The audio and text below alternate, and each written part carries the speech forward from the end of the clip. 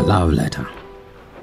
I must admit that it feels quite relieving to note that the mailman is a tad late today, and if memory serves me well, he quite rushed me through in the previous letter to you. I, however, pray that you got the chance not only to peruse through my last letter, but also to read within the lines and to connect with me at the depth and height of its intended message, and not only at the surface of the emotions it brought to roost. Well, if it is of any calm or even comfort to your mind and heart, this ride finds me seated on the sofa today, not a usual sitting position for me, but with a massive glass window to my left, and the amount of white light now falling free from the skies as the tangle within the clouds relents. I can't help but have a ball seated here in thinking of you. Of even deeper beauty are the children's noises that keep sirening up into my ears, as these takes me deeper into the core of who you are and your unrivaled love for children. With all these falling upon my heart in a gush, it is so easy for me to actually forget the initial intent of writing this letter to you. But then, that still remains the whole point of why we should have posted each other letters all along. Just easier and constant communication, you know. But then, before I so easily bore you with my persistent ramblings, allow me to say, blessed days and pleasant nights.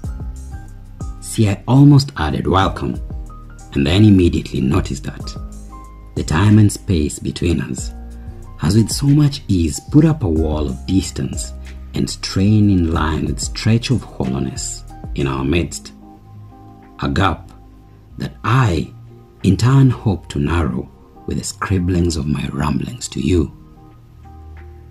These same thoughts and insights that I so wish both you and I would share and be a part of. But then, I guess, that was always my stupid assumption all along, that you and I could be the same. Now come to think of it, we weren't really meant to be the same.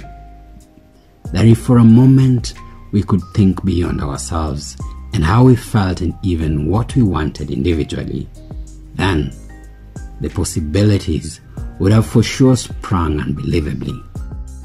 So even as I go on to write you this love letter, does it add the pointers as to why I am totally grateful to you? The first of them would be the fact that the distance between us has helped me to not only appreciate the loneliness, but to also understand the beauty of our individual differences, that in them lay our uniqueness. And if these qualities were harnessed into one, then would we have built unbreakable bonds. But not to regret anything still, I feel quite educated from the whole experience of you not being here with me. Now with your absence hence, have I learned true independence rather than being totally dependent upon you. That when all is learnt and passed through, would I acquire both emotional and mental strength to face much more alone, and even become independent in my thoughts and decisions. Now you must truly believe me when I tell you that I am totally grateful for all that you were, all that you are, and all that you will be with or without me. Yet still, do I miss you? Aha! Do I still love you? I guess we already established what love is, and that it is entirely independent of our emotions, our circumstances, or even positions and decisions in life. So if I set out to answer this at the moment, then it might take another entire length of time or even paper to complete. But to ease your curiosity, why not let me allow you to ponder upon it? For even as fast as I thought he wouldn't be here, the mailman is waiting at the door to pick up this letter and deliver it your way. So, not to keep him waiting, I will only hope that you're keeping safe And the beauty right near of you is not growing any less, but is sprucing up despite the distance and time between us. Now until I send you the next letter, and hoping that you get the time to read this one through, please stay blessed and stay safe.